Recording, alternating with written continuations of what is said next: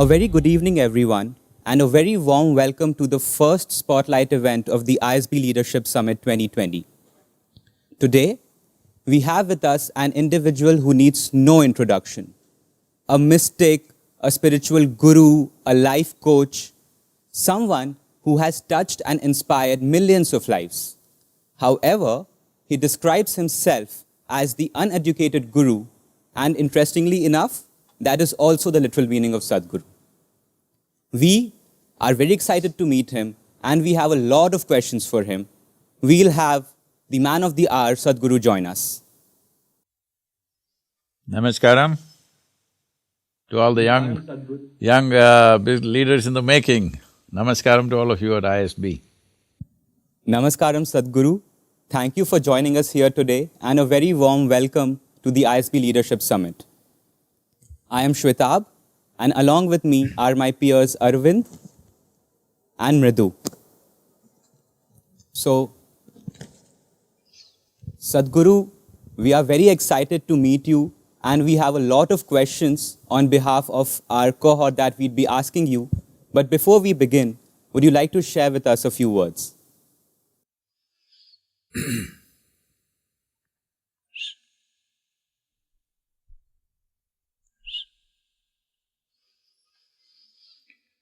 Jananam sukadham maranam karunam milanam maduram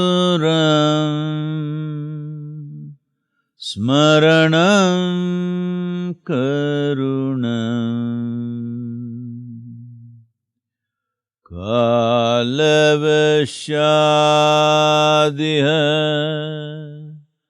sakalam karunam samayadipate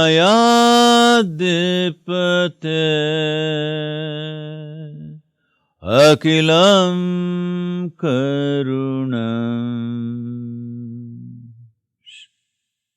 Namaskar. Well, why this invocation? Because the moment you utter something, people think you're praying to somebody. No, this is not a prayer, this is an invocation, because it's very important as human beings that we have a multifaceted mind. It can think of many things. So when we want to do something specific, it's important.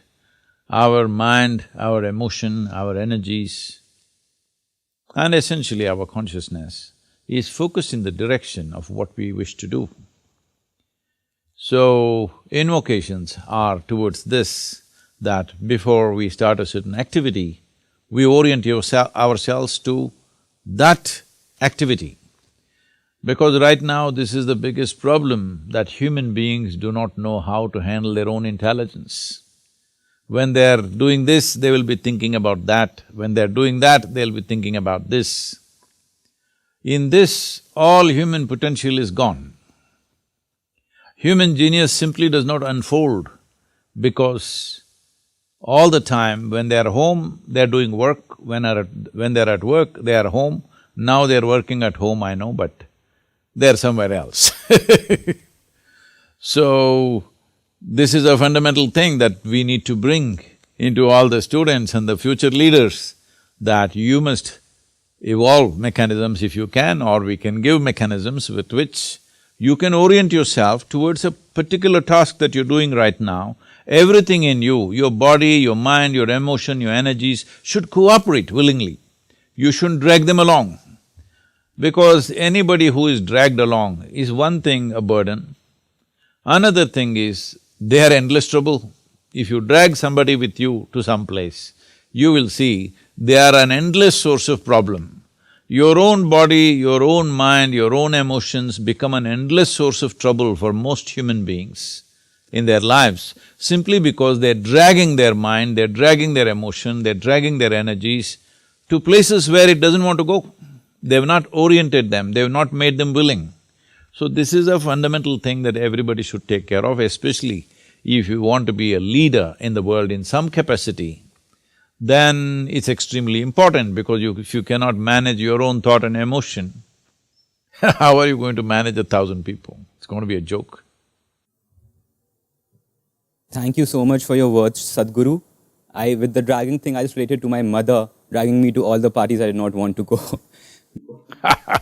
At least she's taking you to a party, man. Not to a spiritual talk. I would have loved that. So, with that, Sadhguru, I think we'd start with the first question for the evening. So, Sadhguru, the question is that I am very attached to my studies and to my work, sometimes to an extent that I have nightmares about pending deadlines and pending assignments. At a B school where there's so much of competition and pressure, these problems have just amplified. And I feel very difficult to share this with my friends and family who are not here because that would worry them. I have a constant sense of despair, and I feel better only if I hear some good news like good grades, and even then, it's very short-lived. So Sadhguru, my question is that how do I build a healthy detachment from my studies and work? Well, if you're detached, this happened very early on in my life. I was very detached from my education. So largely, I did not enter the school gates whenever it was possible. You will also become like that if you're detached. I'm saying, so detachment is not what you seek. Right now, what you want is troubling you. That's something that you have to see. It is not your mother's party which is troubling you. What you want to do, you're here because you want to do this, and that's troubling you. Why is this? Well, there are many aspects to this. I think ISB has set up a certain stipulation that if you want to come and study there, at least whatever 1 or 2 years or whatever, you should have worked somewhere. Because they want you to come in a willing mode, not in an unwilling mode, because a whole lot of fresh MBA students may be there because of family pressure or social pressures or something. But somebody who's been working, gives up their job and comes back to educate themselves, that means they want to do it. Because there is no point working with people who are unwilling, you know. You are there because you want it. So what you want is bothering you because you're attached to it. So it's like this, let's say we put you in a football team. But you still did not know how to dribble a ball properly, and ball never comes to you. If it comes to you, it goes away. Naturally, you will be in despair, not because you're attached, simply because there's not enough work gone into it. So right now, is this business school beyond your intelligence? I don't think so. It is very much within your capabilities. It is just that somewhere we are thinking, this is a fundamental flaw in our education system. Somewhere right from your kindergarten school, they have made you misunderstand memory as intelligence. You think memory is intelligence.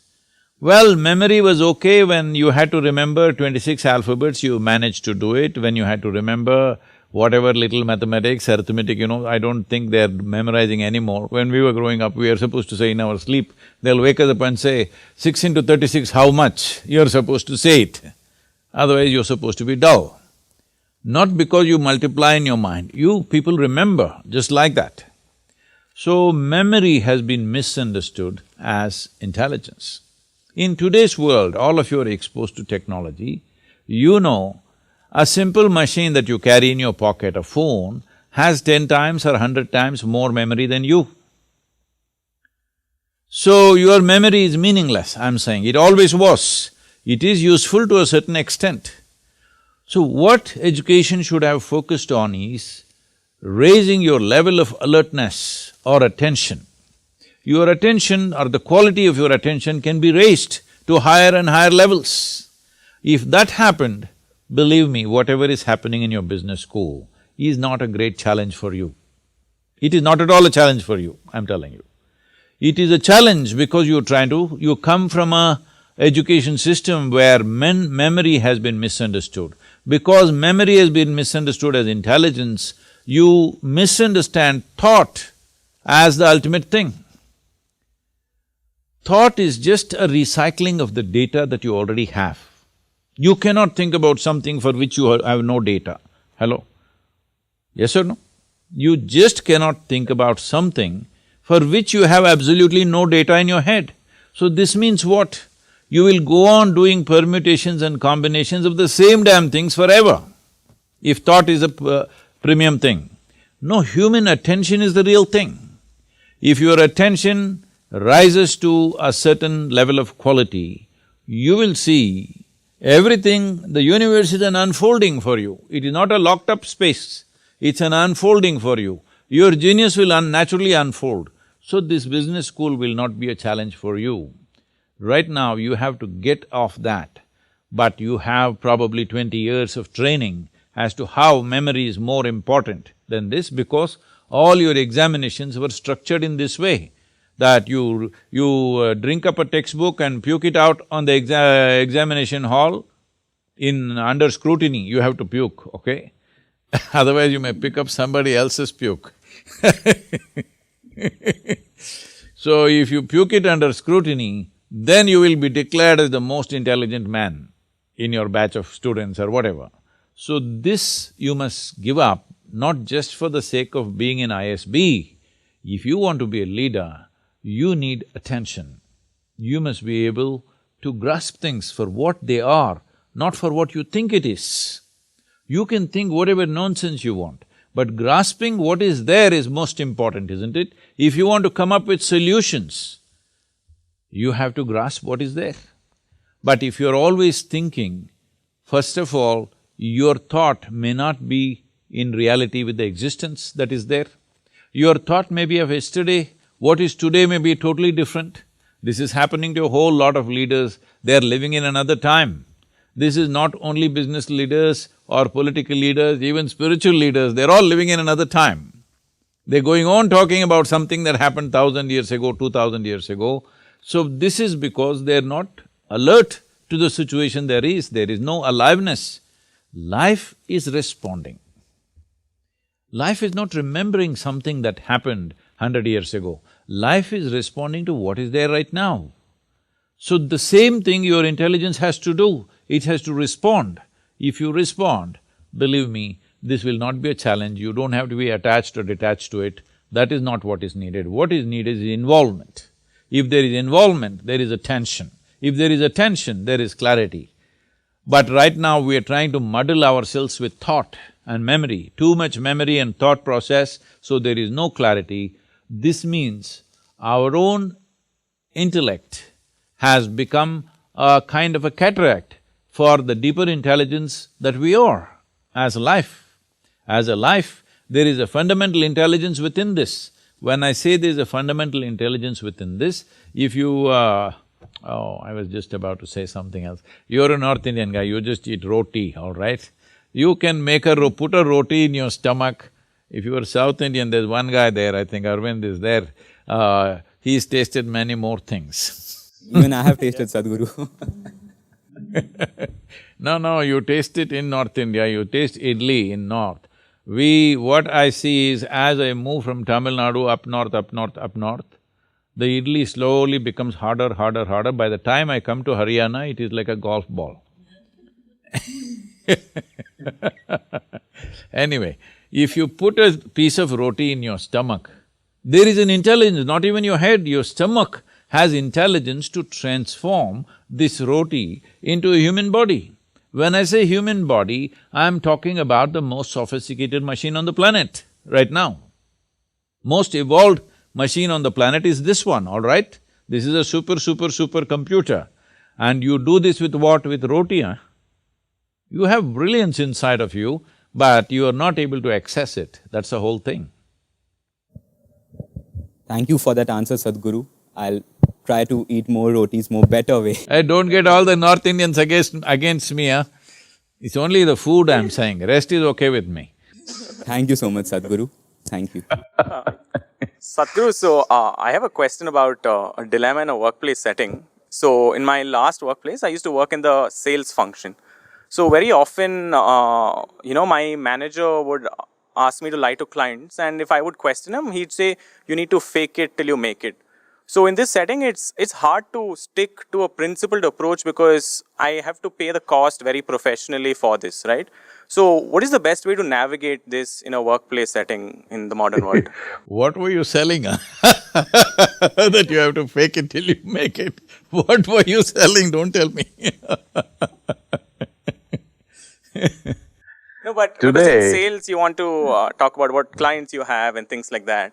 So sometimes there'd be a little exaggeration, showing your past clients that you don't have as clients anymore. So small lies you feel like you're willing to, say that small lie, but then there's a slippery slope at work, right? So how do you navigate that ethical dilemma of, staying true to some principles and also keeping your professional growth in mind in the workplace? Do you remember your mother was such a big liar when you were just 1 year old? Huh? Do you know this? That she told you, she showed you a ball of curd rice and said it fell off the moon and you ate it up. To make you eat, she told you many things. But she was not lying for her well-being, she was lying for your well-being. Hello? So do not go with this very rigid sense of what is true, what is false. What is false is anything that's against life is false. Anything that is for life is true. Hello? That is the truth. Right now, suppose I'm in your ISB talking to you, let's say live. Right now we are, the virus has kept us with some distance. Suppose all of you have gathered, 1,000 of you are there in a hall. As I'm coming in, a terrorist who's strapped up with bombs around himself, because he wants to have maximum impact, he asks me, where are the people? I will point him in the opposite direction, that way. Or shall I point him towards you? Hello? I should point towards you, be truthful? No, the other way, where there's no one, hopefully. I will point the other way without hesitation, I'm saying. I will not sit here and struggle moral dilemma, because my life is based on my humanity, not on my morality. So as long as you don't forsake your humanity, it's okay, the actions in the world have to be done the way it have to be done. But I don't know what you were selling and what your boss was asking you to lie, I am not condoning that. But I am saying if in your life, let the guideline be your humanity. Always an overflowing sense of humanity, that is the guideline, not silly morals that you've taken up. Because these morals are different in every society and everybody knows how to bend it and twist it, all right, according to their needs. So this is why somebody says, fake it till you make it, whatever. Nice slogan. I didn't know where they did this. But the important thing is of humanity. Will you forsake your humanity because you want to sell something? Please don't ever do that. That's not worth doing because this is all you have. This is the only real thing you have is this, all right? You're a human being, this is a life and this has a certain humanity.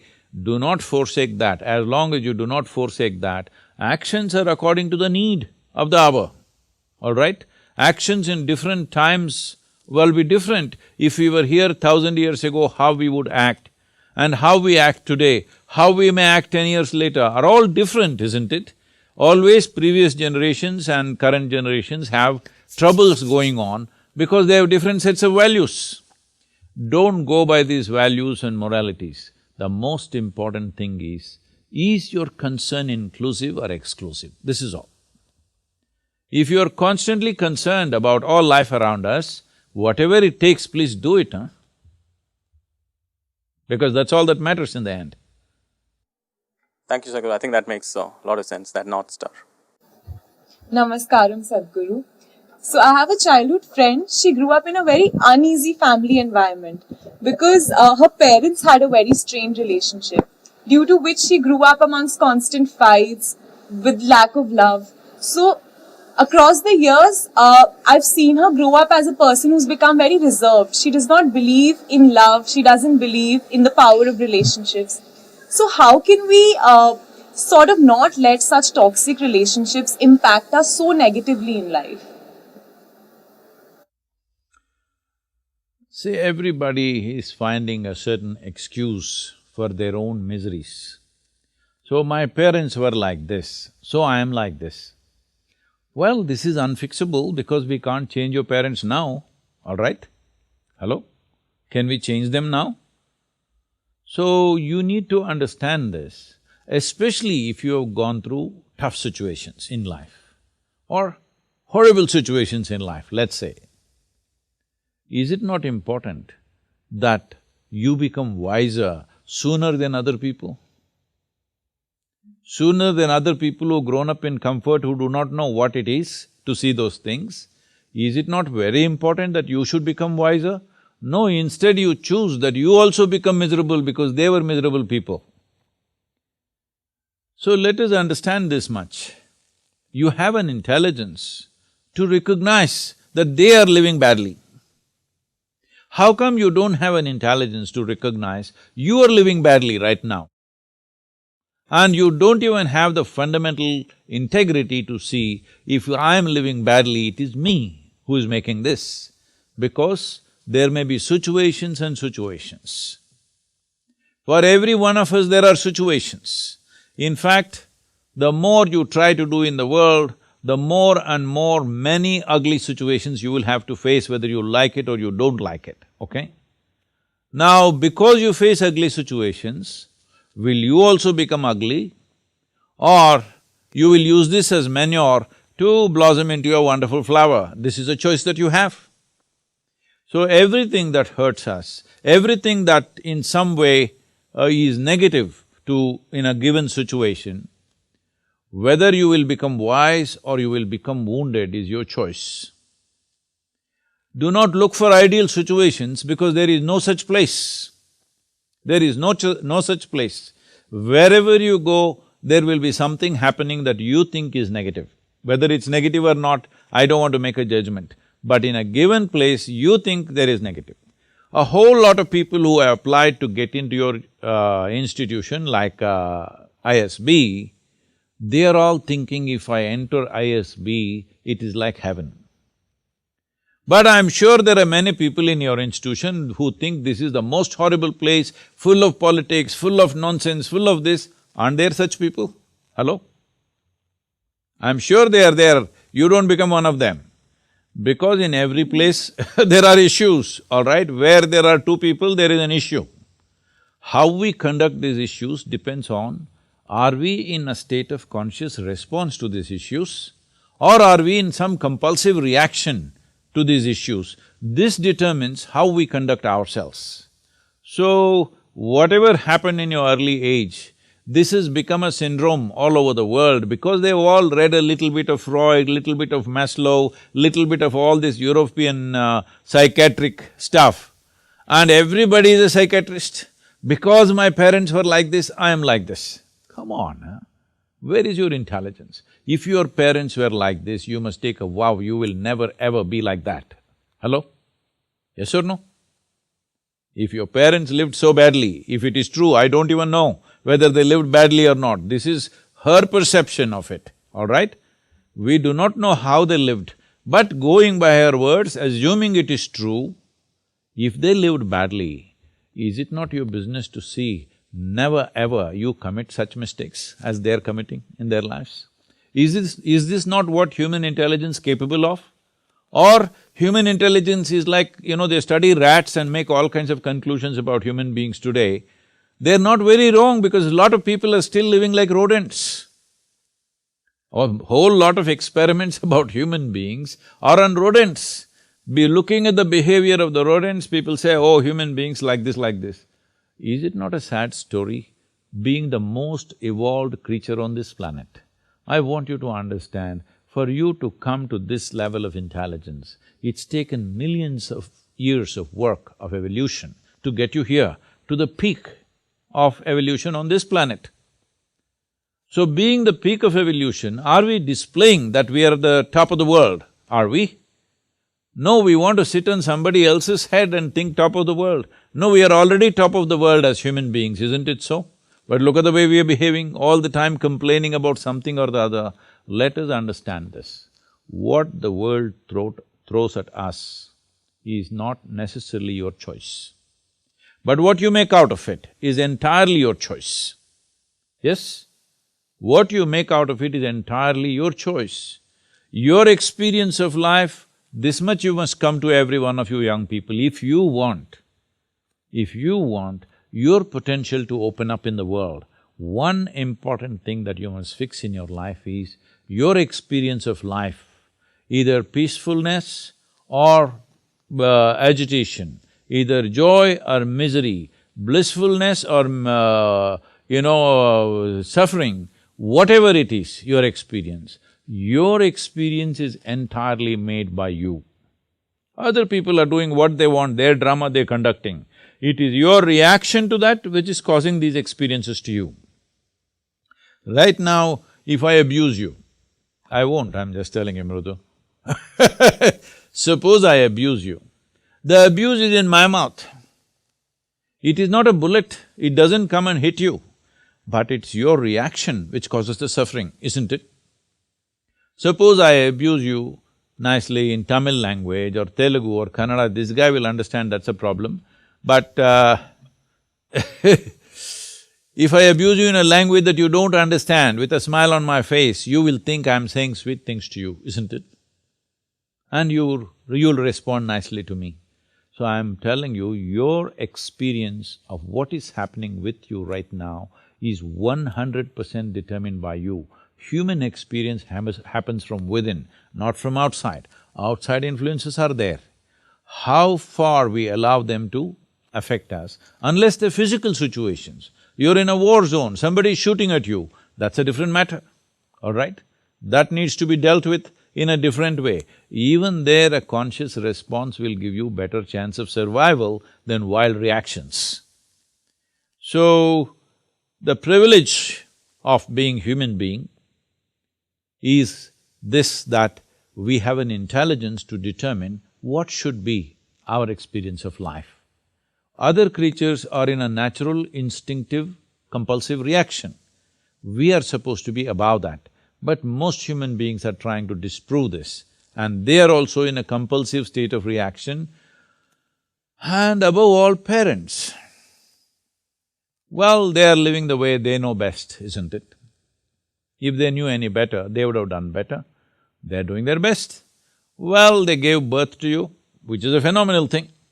Maybe not willingly, but they gave birth to you one way or the other, and they gave you enough food and education and nonsense, whatever you needed, and brought you up to this level. Now don't keep on looking at the rear view mirror forever.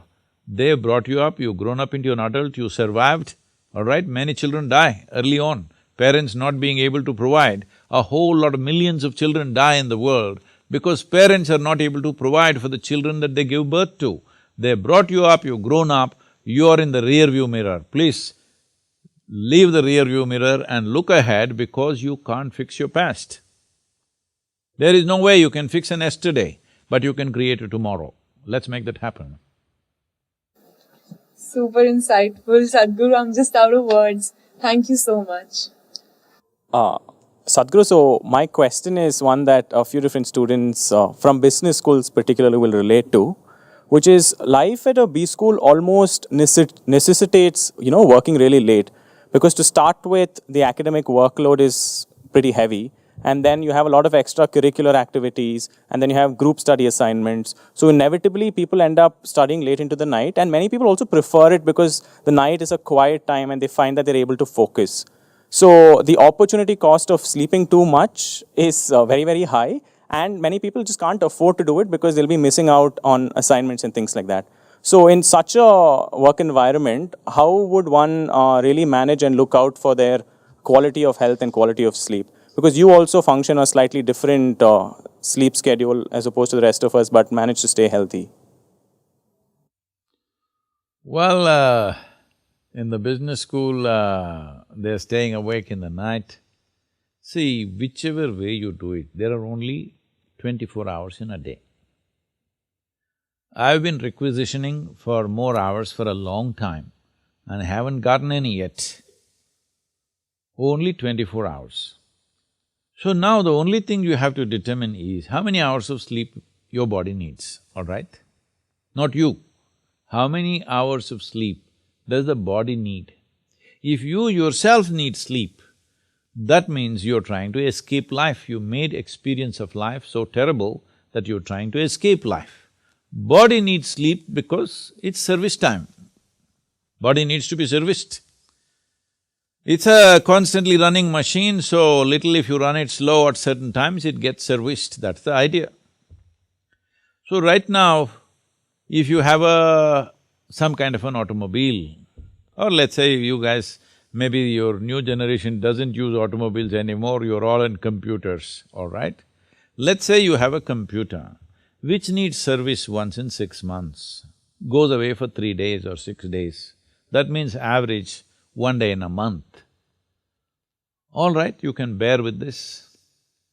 But suppose your computer needs 15 days of service per month. Better to junk it, isn't it? Hello? Hello? So right now, you're talking about a body. It is a certain machine, all right? It's a biological machine, but it's a machine. It's a combination of many things, physical stuff, mental stuff, emotional stuff, chemical stuff, so many things, all put together, a complex machine. 8 hours you sleep. At least probably 1.5 hours goes into breakfast, lunch, dinner, all right? I'm assuming, but your dinners may be very long, I don't know. And then bath, toilet, this, that, another 2 hours goes in this and that management of, clothing, this, that, whatever. So essentially, you're spending 12 hours in a day for maintenance. So you are that kind of machine which needs 15 days in a month maintenance. This means half your life is just maintenance. How will you be productive, I'm asking? You said it necessitates nightlife. Well, you said 2 things. One thing is, it's quiet. Believe me, early mornings are much quieter than nights. Wake up at 3:30 and see everything is dead quiet. 12 o'clock, it's still not quiet. Not in Chandigarh, I'm sure. I hear a lot about Chandigarh's lifestyle these days. Definitely at even 12, 1 o'clock, still activity is going on, automobiles are going on. Wake up at 3:30, 4 o'clock in the morning and see everything is quiet. There are 3 kinds of people who want to stay awake in the night: yogis, rogis and bogis. Well, we'll start with a bogi. One who is looking for, you said extracurricular activity, we don't know what that is, I don't want to inquire into that, okay? Bogies are those who are pleasure seekers. For them, night is a conducive time. So they always… in the world, this kind of activity is called nightlife. Nightlife does not mean studying in the ISB, all right? Nightlife means being on the street and doing something else, whatever that is. And a rogi, somebody is sick, he cannot sleep. Inevitably, he stays up in the night because he cannot sleep. If he lies down, he will cough, he will do this, he will do that, so he will sit up. A yogi also sits up for a different reason altogether. So these are the 3 kinds of people: yogis, rogis and bogis. Which one are you? You must first determine. You're sure not a rogi. Between a bogi and a yogi, you must decide. Well, yogi need not necessarily mean you're sitting and meditating, you're studying, this is also yoga. Study means what? Something that is not a part of you, you're trying to make it a part of yourself. This is what yoga means union. You got yoked with something. It could be knowledge, it could be an experience, it could be cosmos, it doesn't matter what, but in some way you're doing some yoga. So you think night is better. This is just a question of lifestyles. This is because in the last 50 years, we as a nation and culture are taking cues from Western societies and paying a big price for that. You will always see people who wake up early in the morning are of a different quality. People who sleep late and wake up late, they're of a different quality. Have you noticed this? So, waking up early in the morning, you will see you will have a better sense of usage of time than sleeping late night.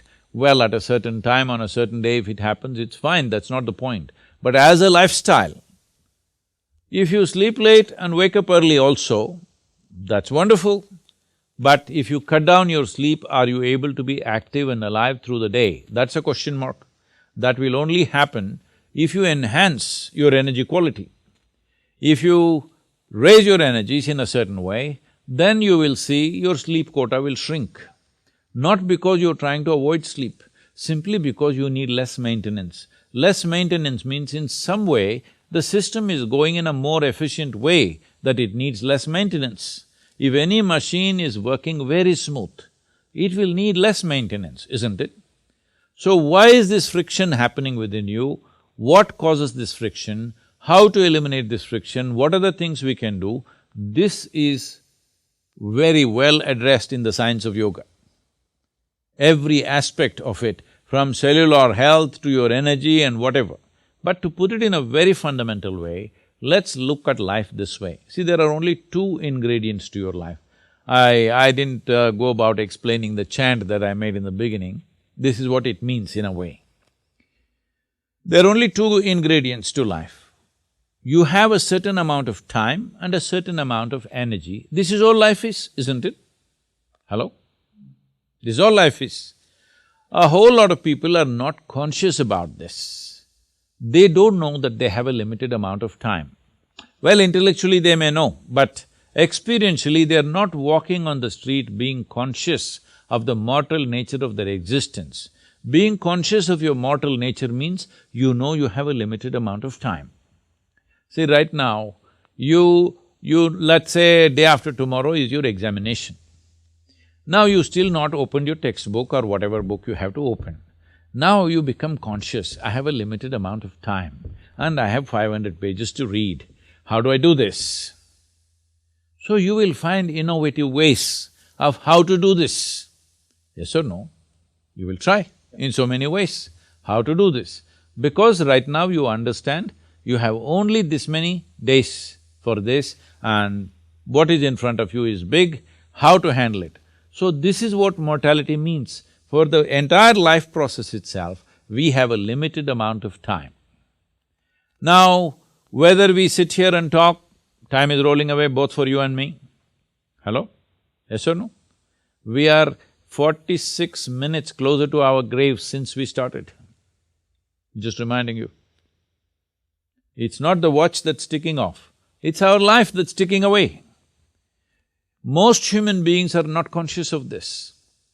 So time is rolling away at the same pace. So the only thing you can manage is the energies. If you keep your energies in such a way, what somebody does in 10 years, you may do it in 1 year. So if both of you live for 100 years, in terms of impact and experience, you would have lived 1,000 years. This is all you can do to enhance life. This is all you can do. You cannot stretch your time. Well, you may live a full length of life by staying healthy, but still, if you're sleeping 12 hours of maintenance, 8 hours of sleep, 4 hours of other maintenance, 12 hours a day is maintenance. If you live for 100 years, you lived only for 50 years, isn't it? In that 5–10 years went in crawling and toddling and doing all that stuff. So what is left is a very brief amount of time. For most human beings, there is not enough time to unfold their own genius, to explore their possibilities simply because 12 hours of maintenance. Now the thing, the moment I say this, I'm sure there'll be people in the audience who are internet, physicians. They become physicians on the net. And they'll say, no, but the doctors say you must sleep for 8 hours a day. That is a prescription. Well, I'm not here to insult anybody, but how many of them are healthy is a question mark, all right? This maintenance of this machine depends on how it runs, at what RPM it runs, to put it very simply. A given engine, at what RPM it runs also determines how soon it'll come for service and maintenance. So, how to run this machine in such a way? It's at ease always. It's always at ease. If you keep it this way and you work on your energies to a higher level of possibility, you will see the recouping of the body happens very quickly. What somebody does in 8 hours of sleep, if you are able to do it in 3 to 4 hours of sleep, 4 hours extra you got. 4 hours extra per day, you are way ahead of everybody else, isn't it? They are trying to chronicle my life, all the things that I've done, different places I've been to. Somebody asking me, Sadhguru, what, you lived here for 300 years or what? Because one simple thing is, for almost 25 years on an average, I slept between 2.5 to 3.5 hours per day. Today, a little lazy, 4.5 hours I'm sleeping, some days 5 hours plus I'm sleeping. But if activity is necessary, very easily we can ward off that sleep and do it because you keep your energies in a certain way. So, instead of thinking of life in terms of whether I should sleep in the… I'm a night person or a day… morning person, you know, people are saying, I'm a coffee person or tea person, I'm this person or that person. You can be any goddamn person you wish. This is the freedom of being human, all right? The important thing is, how many hours of wakefulness, how many hours of maintenance. This will determine how you live. This is determined by what is the quality of machine that you kept. Suppose you're putting diesel into a petrol vehicle and driving, well, it will need 20 days of maintenance per month. Yes or no? Every alternate day you have to take it there because you're putting the wrong fuel. So from how you eat, how you sit, how you stand, how you breathe, if you bring all this into your conscious process, you will see how you sleep will become very small. Because body needs rest, not sleep. If you know how to be restful, how to be peaceful, if you do not generate unnecessary chemical muck within your cellular structure, you will see the sleep quality will come down. Sleep quantity will come down and the quality will go up. Also, food is a very important factor and I have been already saying you're eating better food than Shwetab.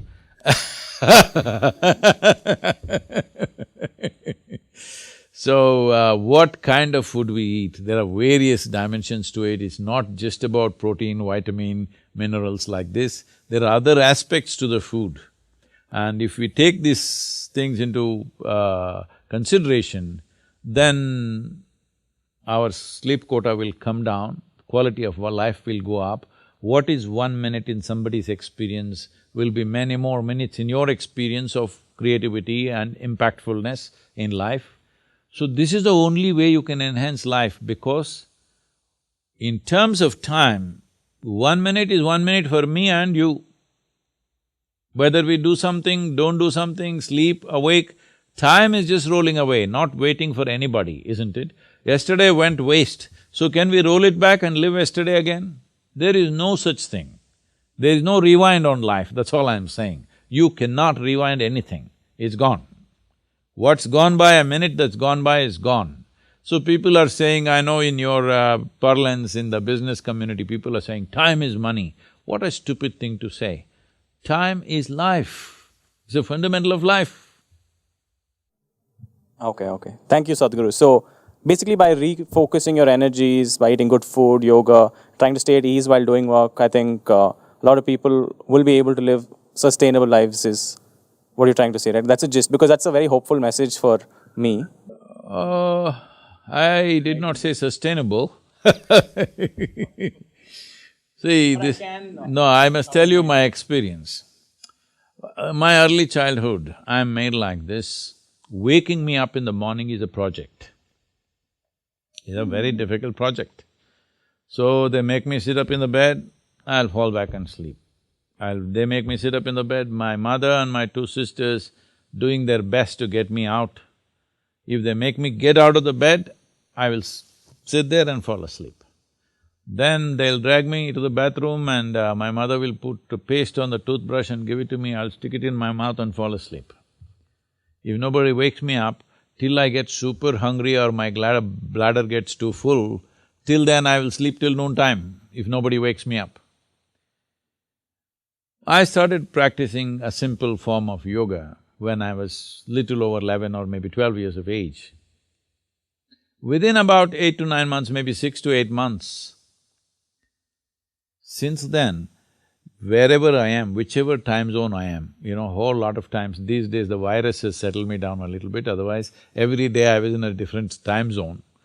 So, wherever I am, morning between 3:25 to 3:40, I will always come awake. If I wish, I can get up and do what I want. If I feel I need a little more rest, I can lie back and rest for some more time and wake up. Why I'm saying this is, there are certain cycles in the nature. Those cycles are manifesting in every life, including us. If you become little more conscious, you will see when certain changes are happening on the planet, the same things will happen to you and you will come awake, and that's how it should be, not by alarm bell. In spite of my schedules and all the time traveling, I never wake up to an alarm bell. I don't have an alarm actually. I still don't know how to set an alarm on my phone. This is not an admission. Hey, edit this, huh? I shouldn't have said that. I've never set an alarm on my phone. I don't know how to set that because I don't wake up like that. If I have to wake up early, catch an airplane, do this, do that, well, it will happen because the body is capable of that. This is the most complex mechanism. Is it not important we learn to use this well? This is the highest technology on the planet, but most people have not read the user's manual yet. Thank you, Sadhguru. I think that's an important page of the user manual that you've shared today. So, Sadhguru, my question is, while growing up, I formed a belief that faithfulness was the foundation of any relationship, especially a romantic one. For me, love and fidelity are synonymous. However, some personal beliefs and some personal experiences rather have shaken this belief. I see committed people around me cheating on their partners. And for me, it's unimaginable to be in a relationship that's not faithful. This fear of infidelity and the pain that the hurt might cause holds me back from engaging in any romantic relationship. So Sadhguru, my question to you is that how do I overcome this fear so that I am able to experience the joy a romantic relationship brings? This fear that you have may make you a topper in the ISB, huh? I hope so, Sadhguru. Not happening yet. So, see, this is all happening the way it's happening because people are trying to live too early. When you should be growing, you're trying to live. No, you should wait little more and grow up really well. Growing up really well doesn't mean just physically reaching a certain height or weight. All aspects of your life should reach before you mess with another life, I'm saying. Before you touch another life, you must be in certain sense. But now that's been taken away, this is called freedom. At the age of 14, 15, relationships are happening, or even earlier it's happening, which is leading to all kinds of mess because you're still childish. You do not know what are the consequences of this, what it is. Oh, there is no consequence, I've had this in my life, nothing happened. Well, nothing happens, that's what I'm telling you. Nothing significant happens in your life, that is the problem. See, the biggest problem of life is not that something happened. Nothing happened in your life, that is the worst thing to happen. Hello?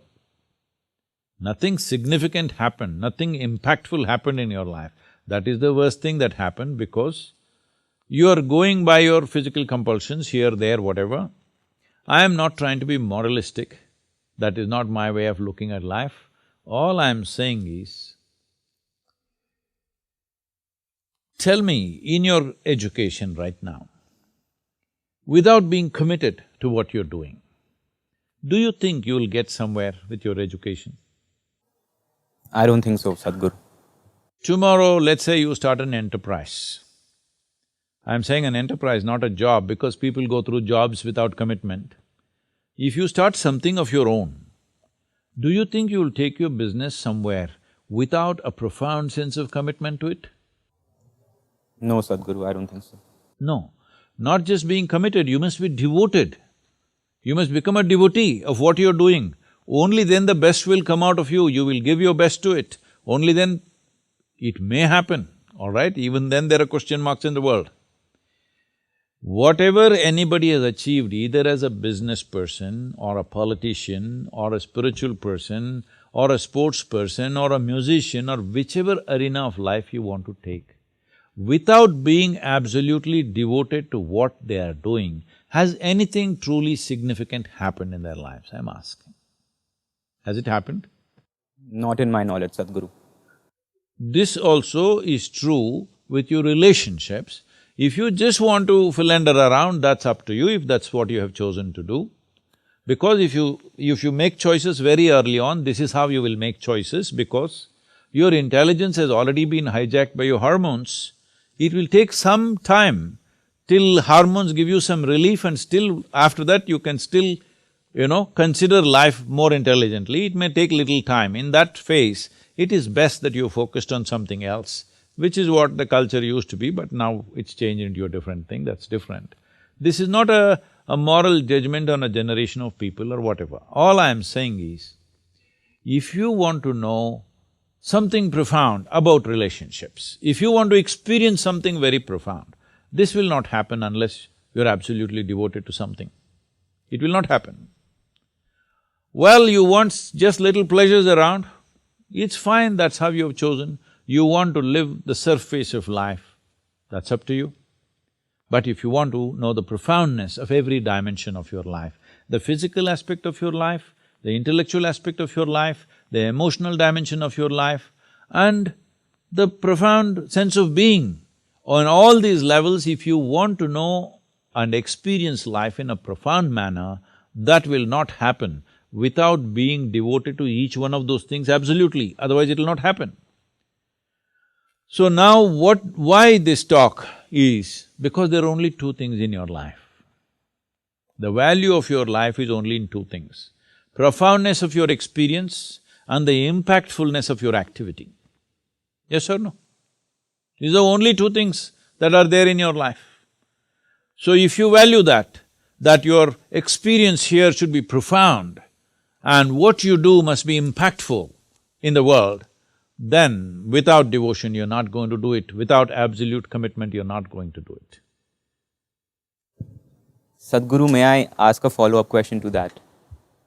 Something related to what you have said on this earlier.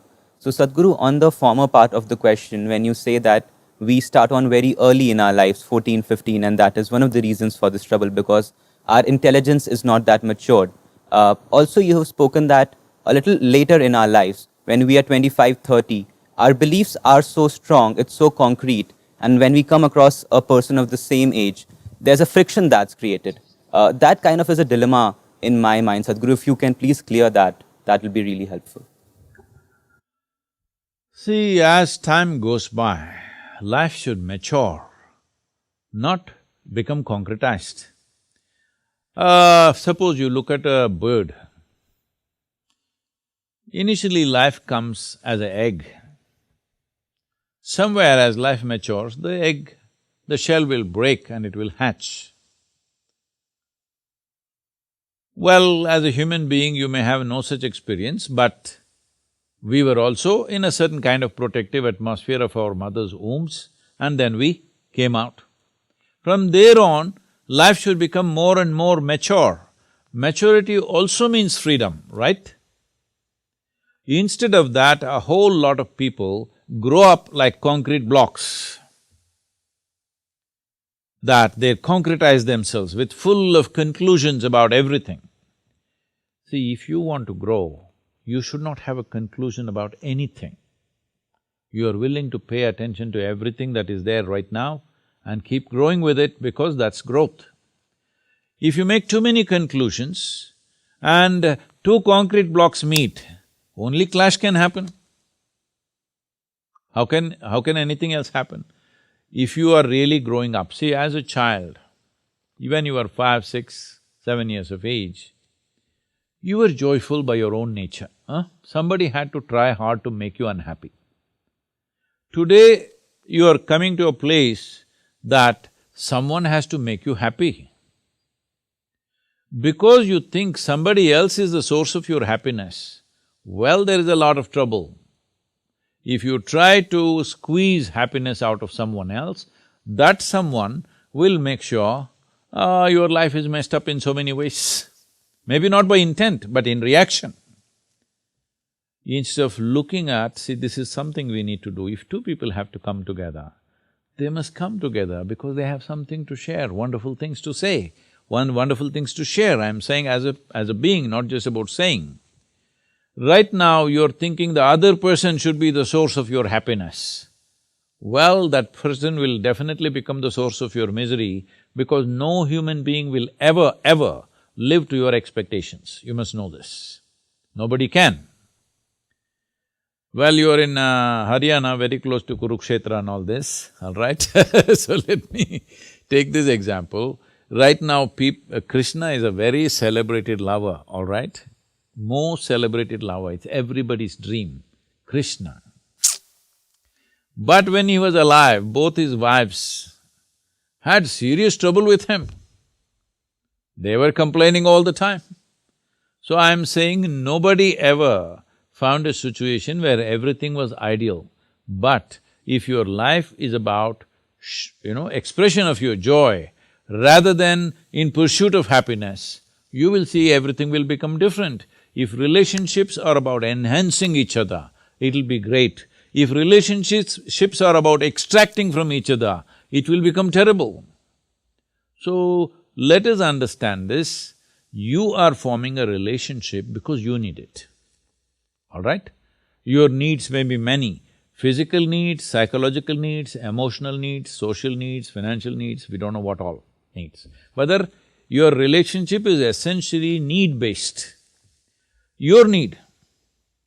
Initially, you form this relationship understanding it's your need. But once it happens, after some time you start believing it is their need which is keeping the relationship going. No, it is your need which is the basis of your relationship. If you see this, you will always be grateful, you will always appreciate the other human being for whatever they are, and it'll be fine. Above all, first thing is, you should not be a miserable human being trying to become joyful because of somebody. You're a joyful human being, forming a relationship with another joyful human being, fantastic. Otherwise, you must become an ascetic. At least it saves one more person.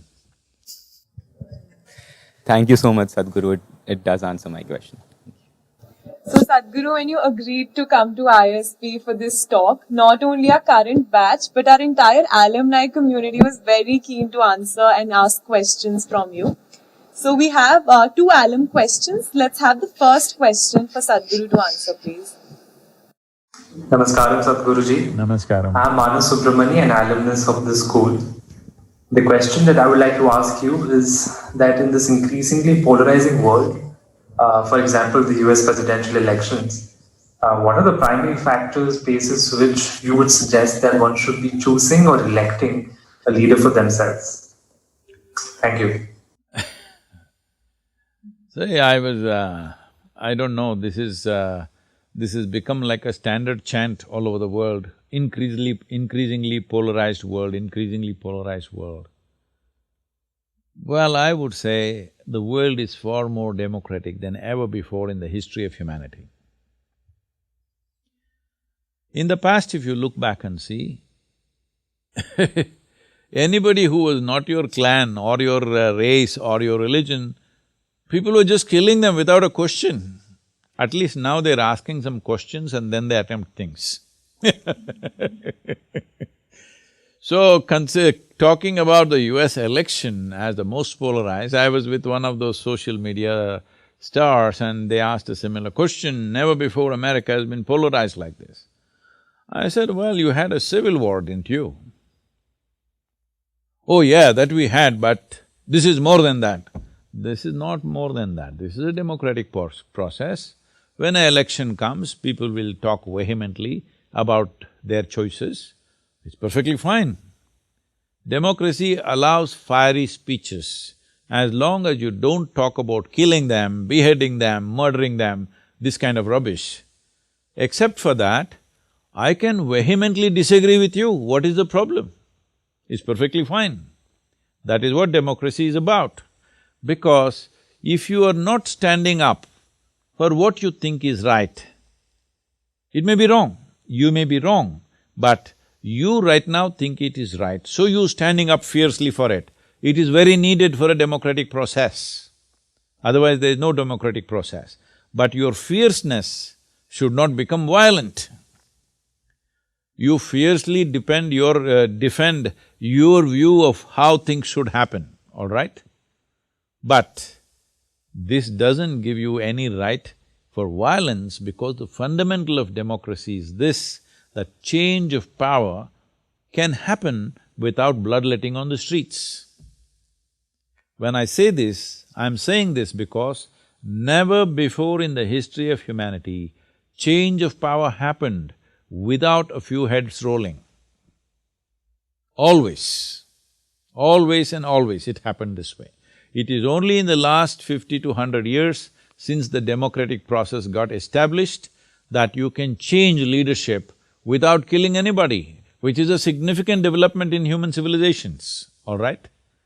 So, in America, there are only two main parties, literally it's a two-party democracy, so naturally, nearly 50% will be this way, 51% will be that way. That is the only way to win the election. Now you see this and say it is polarized. No, that's how it should be. If one party becomes 95%, another becomes 5%, then what is the point? There's no democracy there, all right? So it is good that the country is divided at the time of election into two halves. It's a good thing. But post-election, that divide should not continue, because even if somebody that I do not like gets elected, once they're elected, we respect the institution for what it is. Whether it's a prime ministership or presidency or whatever the institution is, because democracy is a rule of institutions, not of people. Oh, I don't like this guy. Doesn't matter, you don't have to marry that guy, all right? You don't have to live with him. The question is only, will this person be able to do justice for our country, whatever country we belong to, all right? For this nation, will this person be able to handle our nation well? Before election, we debate. Once people have voiced their choice, you bow down to that. I may not agree, but still you bow down to that because that is when democracy is effective. It's just like playing a game, I'm saying. You play a game, you want to win fiercely. If you don't want to win, how to play with you, huh? Hello? If I come and play a game with you and you don't want to win, can I play with you? No, you want to win, then only we can play with you. But suppose you lose, you're all right, then we can play with you. I don't want to win, we can't play with you. I cannot lose, we can't play with you. Yes? I want to win, but if I lose, it's all right with me. This is democratic process.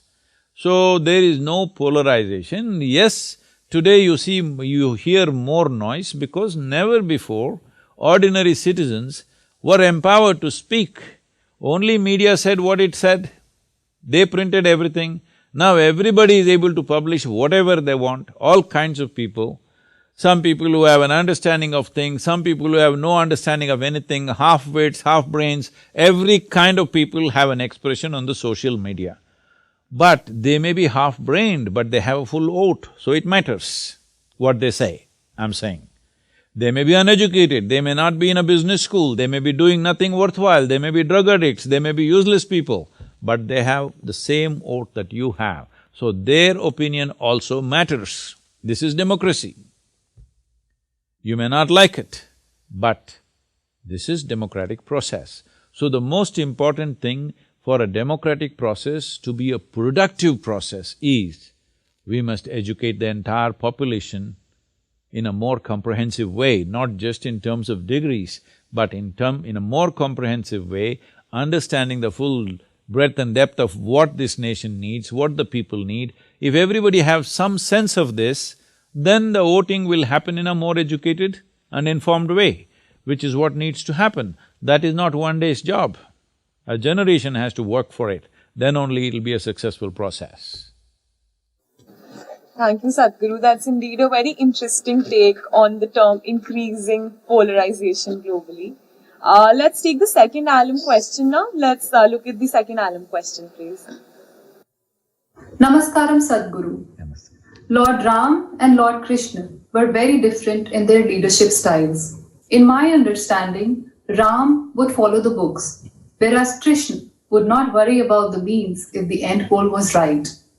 Sadhguru, whose principles should a modern-day CEO emulate, Ram or Krishna? Are you picking up two people from Uttar Pradesh, huh?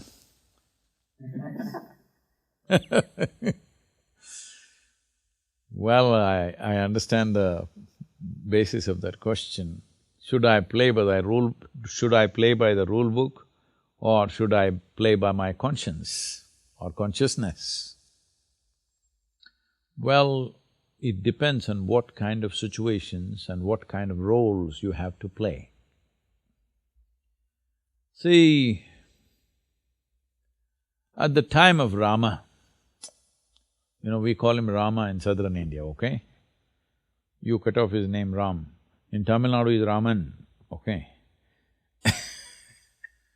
So, when it comes to Rama, he is playing by the book, because you must understand at that time, one continuous conversation in that society is how to establish an order.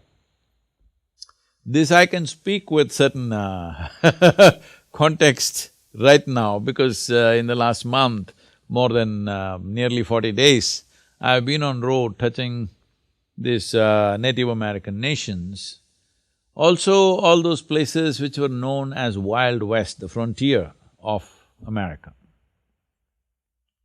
Why Wild West happened the way it happened was, there was not enough law. So a whole lot of people were outlaw, because the only way they could survive and thrive in that place was to do their own thing, where gun was the law in many ways for them. So they are living in that kind of atmosphere, so all these Wild West outlaws became stars in United States. They're celebrities, huge following for them, even today, I'm saying. There is following. There are movies and movies about outlaws. Because the law itself was so ambiguous and so undefined that who is the law, who is the outlaw was very, it's a mushy place. There's no clear distinction what is law, what is outside of law. So killing a man, is it outside of law? It was not, because the law was also doing it, the outlaws also were doing the same thing, so they're asking what is the problem, kind of thing. So, Rama is at that kind of time, when in this subcontinent, there was no described law. So one important dimension of his life was, he wanted to bring order and civilization to that place. So he always talked about the thing, even if he saw it was very cruel what he was doing. For example, sending his wife back to forest the second time over, when she is pregnant, he knows it's wrong. He knows as a husband it's wrong, as a man it's wrong, but he is doing it because if I don't establish the law, who else will? If the king doesn't establish the law, all others will start doing their own things according to personal likes and dislikes. So this is, on one level, a hugely admirable thing, that you are willing to make very severe personal sacrifices for being a ideal administrator or to be seen as an ideal king by everybody, because you want to be an inspiration to be emulated by the rest of the citizenry, because you're just trying to establish a civilization. Not really totally civilized, you're trying to establish the laws. It is like the Wild West. Not exactly in those terms, but law is ambiguous. So he is trying to make it very clear, this is the way to conduct your life. By the time Krishna came, civilization was established, well-established kingdoms were there, clear-cut rules of life, business and warfare, everything was there. But just a handful of people were taking the law into their hands, twisting it as they want and doing what they want. Because, see, it is like when the law is not there, you have to treat it in one way. When the law is there and everybody knows what is the law, but they're finding an underhand way of doing things, now you have to treat it as a crime. So how you treat crime and how you treat an outlaw, I'm trying to make a difference, there is not much difference, but I'm trying to make a difference because somebody is out of the law because he has no sense of law in his head. Somebody is a criminal, he knows what's the law and he's subverting it intentionally, all right? Not because of the compulsions of the situation alone, but he is by choice subverting the law. So in Krishna's case, the people that he is handling, the do brothers, 100 dus, Duryodhana and co, here these are people who exactly know what is the law of the time, but they are intentionally subverting it. So he deals with them completely differently, not by the book, but by his wit, by his, cunning also. Many times in the war, he was very cunning because he knows these people, if you go by the law and let them win, they're not going to give a just rule to anybody. They will do anyway what they want to do, all right? They'll anyway do what they want to do. They will not go in a just manner for the people. So he is dealing with them in a different way. So these are two different contexts. These are two different times. So what we need to see is, for their time, they are acting in a relevant way, both of them. Similarly, for our time, we must act in a relevant way. Now, law is 100% clear. You cannot be an outlaw, you cannot say, I don't understand. Right now still, like when we were growing up, this is a big thing around the world, this is the time of Fidel Castro and Che Guevara and all this. We are all thinking revolution, revolution. In India, all this Charu Majumdar, Kanu Sanyal and all these people, Somalu in the south, we are all super inspired by them and we want to go into armed conflict. Well, it took some time for me to come to my senses, but otherwise I was almost there, okay? Some of my friends went. I went till there, but then I found that organization was as corrupt as anything else, as the government is, so I stepped back. Why I'm telling this to you is, that was a time when I'm saying in 60s, 70s, we are still thinking this nation is not fully formed.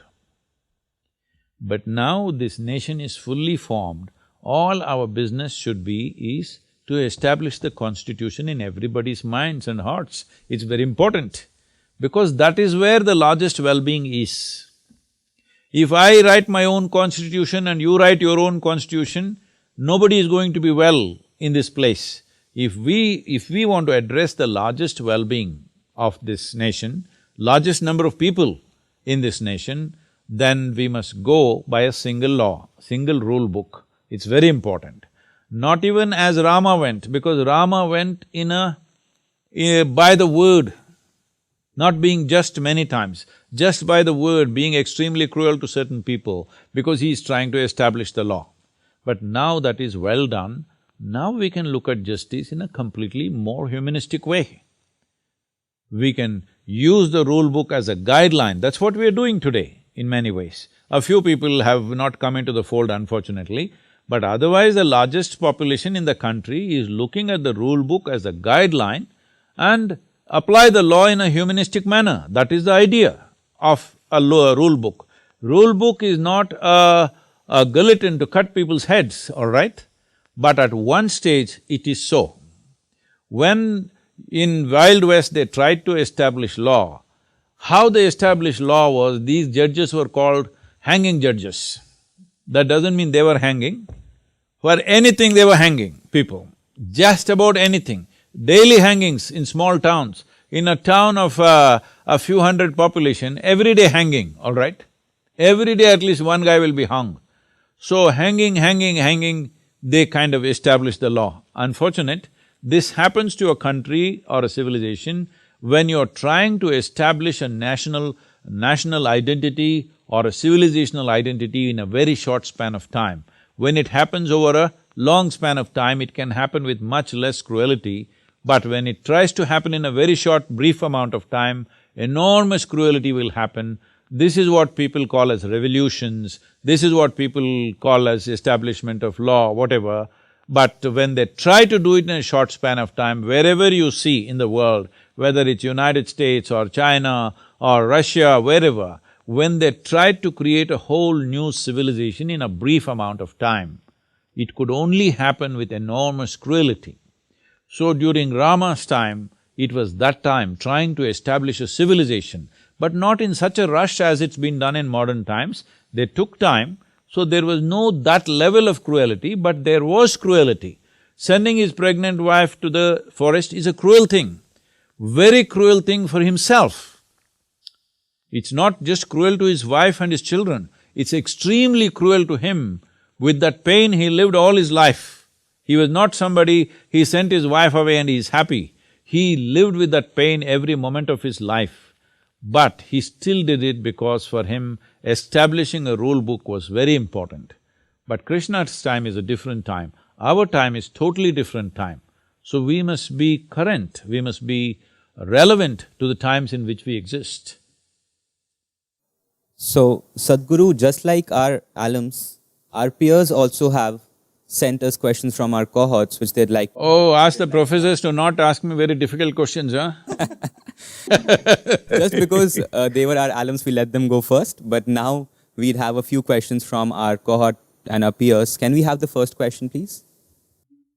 Oh, you meant the peers, I'm sorry, I thought… Not the professors, Sadhguru. Okay. Save their questions for us. I can handle the student questions. The professors, if they ask question, I don't know if I can handle. Namaskar, Sadhguru. Namaskar. I am Narita. I have a 1.5-year-old son and a teenage brother. I have seen my teenage brother getting affected by the social media craze. And I was wondering, what can I do as a parent to ensure that my child doesn't… his self-esteem is not affected by the social media around him? If you want your son to grow up without social media, by the time he's 6 years of age, you must send him to me, huh? I'm bringing up a lot of children with a different sense of life and great enthusiasm for life without being involved in those kind of things. But anyway, social media need not be all negative. This is a tremendous technology and a reach. If we conduct this well, this can be a tremendous possibility.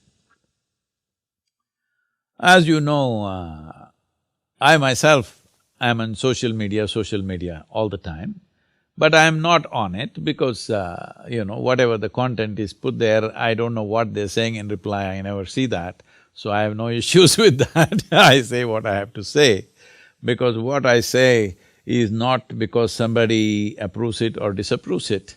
I say what I see as true. It doesn't matter what's the consequence, I say it anyway, because this is the position that I've taken, that bringing certain light to everything is more important on long term than being able to please everybody around you, So you say what you see as true, it may not be appreciated right now, it may be appreciated after 5 years, 10 years, 100 years, we don't know.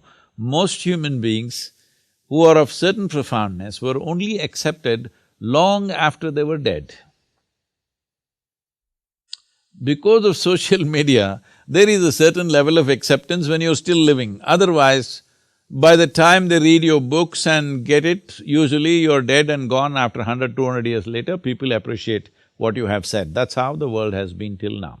So social media per se is not an evil force. It depends how we use it and for what purpose we use it, all right? So, being influenced by social media is simply because probably that's the most exciting thing that's happening. One thing is to make yourself so exciting for the child that he would rather be with you than keep staring at the phone. Well, if you don't have much time to do that in some way people ask me, Sadhguru, how can I make my child look up to me? I said, you must become a superstar in his mind. Yes, you must do whatever you have to do.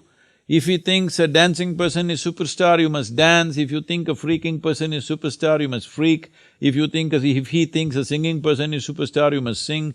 Whatever he thinks is super, you must do that. Very important, because that's the responsibility of bearing or bringing a new life into the world. It's not when you become a human being, it's not just reproductive activity, it's much, much more than that, because for other creatures, they just have to deliver them and make sure initial stages provide some food, that's it. Donkey becomes a donkey, horse becomes a horse, tiger becomes a tiger, everything becomes what it has to become irrespective of upbringing. But a human being has come unformed in many ways. And that is the beauty of a human being, that we can consciously make this being in a certain way. It is not all fixed. By birth, everything is not fixed, only a few parameters are fixed. Rest is all open to nurture, rest is all open to influence. Because of this, giving birth to a human being is a much, much bigger responsibility than that of a tiger or an elephant or any other thing. Some of them are endangered, so that is a big responsibility, but otherwise, it is a much bigger responsibility to deliver a human child because it doesn't come ready-made. Having said that, one simple thing, I know you want some practical solution, you're a business person. One simple thing that you can do is engage the child at this age, I'm saying when he is 1.5 itself, as much as possible with natural elements. Instead of, taking them to cinema or shopping mall or this or that and turning on the television, take them for a walk in the forest. You don't know where a forest is, you're living in a city. Okay, get him a grasshopper as a pet to start with. Then maybe he will graduate to a cobra, you don't know. But whatever, if he gets engaged with life, which you can only do by responding. See, if you want to just get a pet parrot, like when I was 9 years of age, I caught a parrot and brought it as a pet. Do you know if you have to make a wild parrot a pet, how much attention and ingeniousness you need to please him? He's not an easy guy to please, I'm telling you. You have to please him, you have to observe what he likes, what he doesn't like, everything you have to manage for him. If you cannot maintain the ecosystem, he won't stay with you.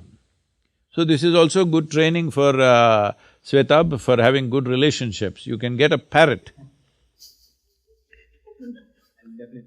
Or better a snake or something, because it needs a lot of observation and involvement. If a child grows up with this involvement, instead of holidays, you taking them to some shopping place and this and that, well, everybody need not go to, Africa to see wildlife. I'm telling you, just outside your city, on a Sunday morning, if you go out, some open place which is not an agricultural land, something where there seems to be nothing, if you just walk there with your eyes open, there's an incredible amount of life and your child will be naturally interested in all these things. He is interested in a bug, he is interested in a grasshopper, he is interested in an earthworm. Have you seen this or no? A child is interested in all these things. You must get him involved with life, because that is the healthiest association you can make, because he is alive. He thrives best with involvement and engagement with life always. Right now, in a human society, is that not life? No, this has just become thought, emotion, prejudice, ideas, philosophies, ideologies, belief systems. This is what most human beings have become, the social media is full of that. No, he must engage with life. Once there is a certain contact and an involvement with life, believe me, nothing else entertains you as much as engagement with life. Once that happens to someone at an early age, they will not get addicted to anything. They'll always be open to life. This is something that you can do. If you cannot do, you must send him to me That was a very, very practical answer, Sadhguru. Thank you. We will have just one more question from our peers. Can we please have the audio clip? Video clip, sorry. Namaskaram, Sadhguru. My name is Taruna Himnani. I wanted to ask you that often I have seen people who get into spirituality let go of their ambition and leave things to destiny. Does spirituality reduce one's hustle and ambition? Well, ambition, see, there is a longing in every human being to be something more than what they are right now. Is that so for all three of you? Whatever you are right now, you want to be something more. So whatever you're dreaming of as something more, maybe finishing this B school and you have a few companies, most of them are American companies, in your mind that you must become something there.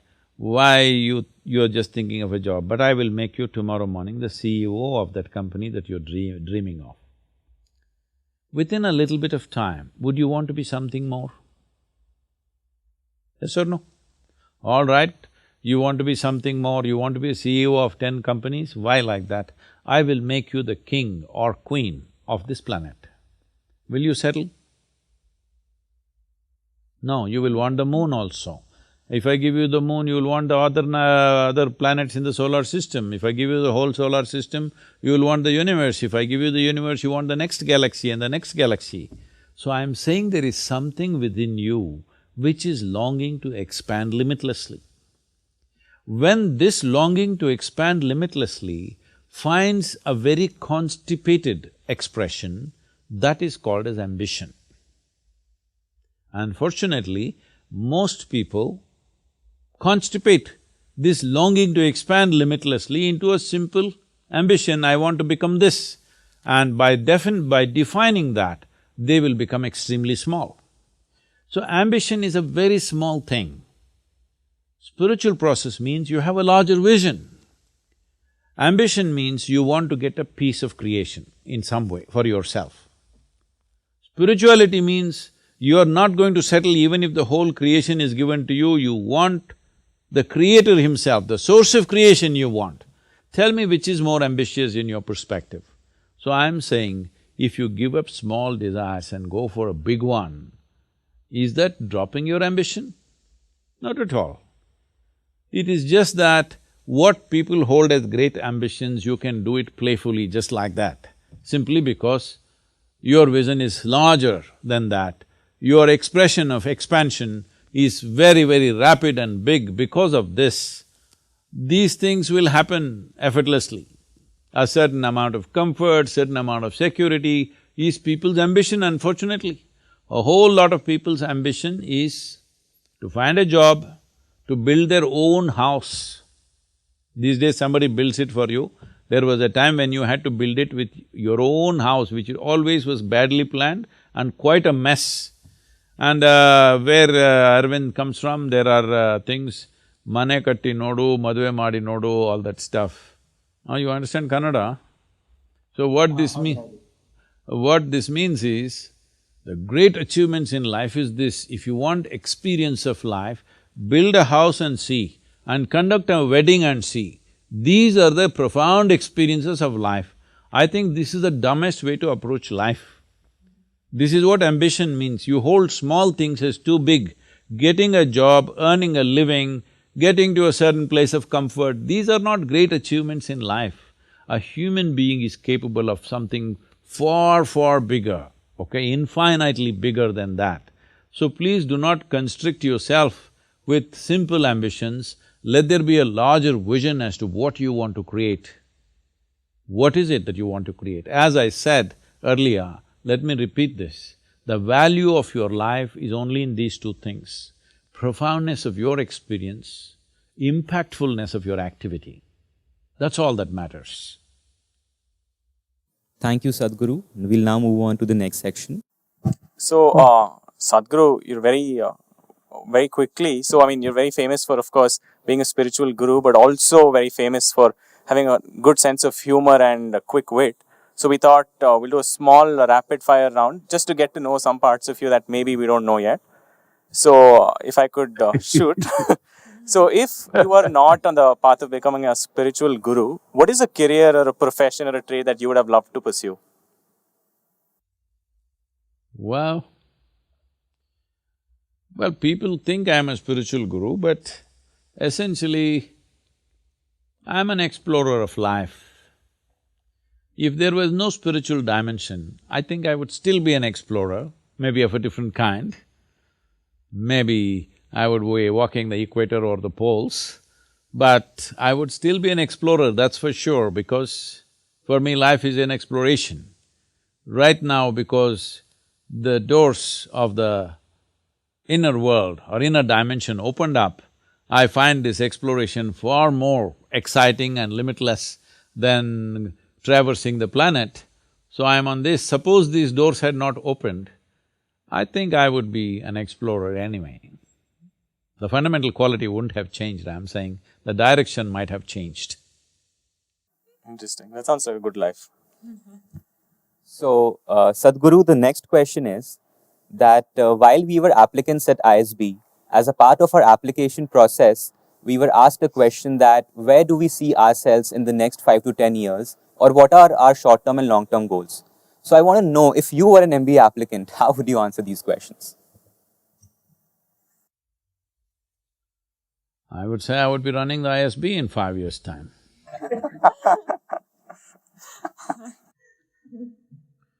Beautiful answer. Wish we'd said that too. So Sadhguru, on to the next one. Is there anything specific about the younger generation that gives you hope for the future of the world? Is there any hope for the future of this world anyway? Well, I mean, is there any hope for the future? If young people like you are thinking if there is no hope, then it's a terrible thing. But there is no hope or hopelessness about the world. It is about what we do today will manifest itself as world tomorrow. So what are we going to do today? Instead of having a plan and executing the plan, a whole lot of people are busy wanting a prediction. So we will look at your hand, where are you going? We will look at the stars, where are you going? Well, most of the stars don't even exist. Do you know what the stars you see in the sky? They do not exist. Looking at them, you are deciding where you're going. I can imagine where you will go with this. So, do not look for predictions. It's very important. We decide where the world will go tomorrow. We must decide as a generation of people. That is when we can call ourselves human beings. Otherwise, we are like any other creature. Human being can determine what will be tomorrow. Yes, to largest possible extent, it's possible to do that. So, the young people, what hope do they give? See, one thing I see is just now somebody was complaining about social media. Though as confused as it looks, this social media thing, one thing is people are communicating with each other.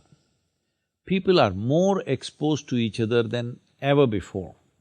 People would not trust anybody beyond their family, their community, their nation or their identity, whatever it was, race, religion, many things. But today, people are communicating seamlessly. You know, a whole lot of people in, India and Pakistan are always at the border, we are rubbing at each other. But whole lot of Pakistanis following me and, regularly in contact with us. This is only possible because of the technologies and across the world. And I keep saying this because a lot of people don't understand why I'm as active as I am on social media. Can I take this rapid, I must shoot with one sentence, is it? No, Sadhguru. Go ahead, Sadhguru. See, this happened almost maybe about 13, 14 years ago. I was in United States and somebody was looking at, we were working together and somebody said, Sadhguru, every day people are typing out about 1 lakh people or 100,000 people are typing out the word spirituality on the net. I said, is that so? Then what is it that they're searching for? Let's see. So we typed out spirituality. First thing that comes up is a spa in Mexico. Second thing that comes up is a call girl in Northern California she's using all that SOP, whatever, spiritual, spiritual, spiritual, and she's coming up number 2. I thought this is a shame when there is a tool like this that you can reach anybody in the world. When I say this generation may not understand this.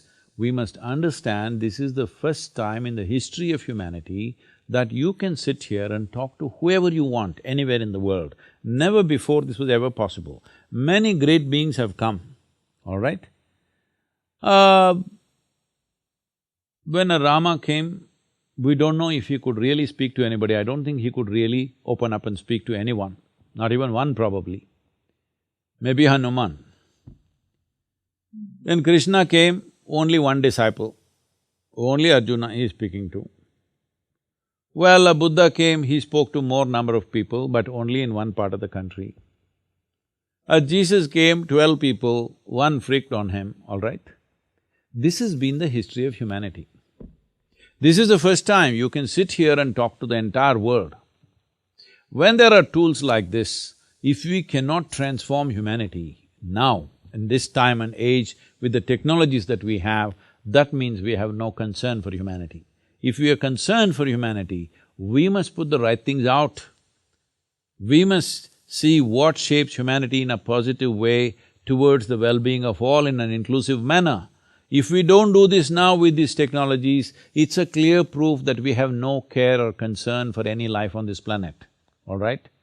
We might have had many problems till now, but today we have technologies to communicate. We don't even have to knock on their door. We can just go through their window and tell them whatever we want to tell them, wherever they are, all right? When this possibility is there, this is the time to transform. This is the time to plan a transformation of humanity. This is a time to move humanity to a profoundness of human nature. This is the time to do it. So let's do that rather than asking for prediction, is there hope or no hope? If we are that kind of people who are frivolous, there is no hope anyway. But if we are that kind of people, the tools that we have, we are committed to the well-being of humanity, then definitely it is possible. This generation is more exposed to variety of human beings around the world like never before.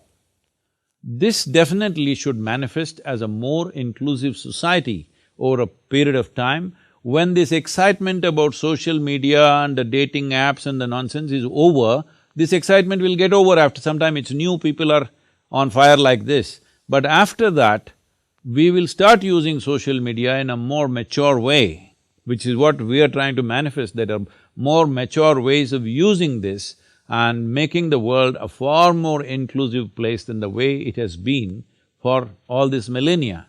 Definitely, that possibility exists and we must make it happen. Thank you, Sadhguru. That's powerful potential there.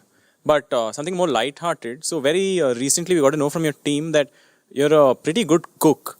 So I just want to ask, what is your favorite dish both to cook and to eat? Well, my cooking is very different from anything that you have eaten in restaurants and stuff. So if I tell the names, you won't understand because this comes from communities which are Telugu communities but living in Karnataka, so they imbibed… The foundation is Telugu cooking, but they imbibed Kannada cooking and they made something else out of it, which is very unique. Only thing is, I would say, don't come and eat my cooking because you will become my slave. If you don't want to be my I'll hold you by the tongue. Right. So, Sadhguru, the next question is that as kids, especially naughty kids, we used to play a lot of pranks on our friends, our families, especially siblings. So as a kid or even today, did you play pranks and on whom did you play them? All of them.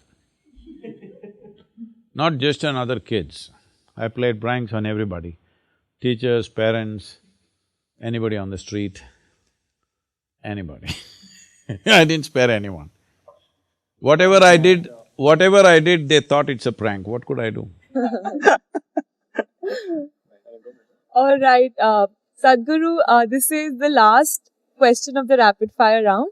And a rather important one, what would a 63-year-old Sadhguru tell a 24-year-old Jaggi Vasudev? Oh, the 24-year-old Jaggi Vasudev was super successful for those days. Everything that he did was successful at that time. He was not going to listen to a 63-year-old man at all.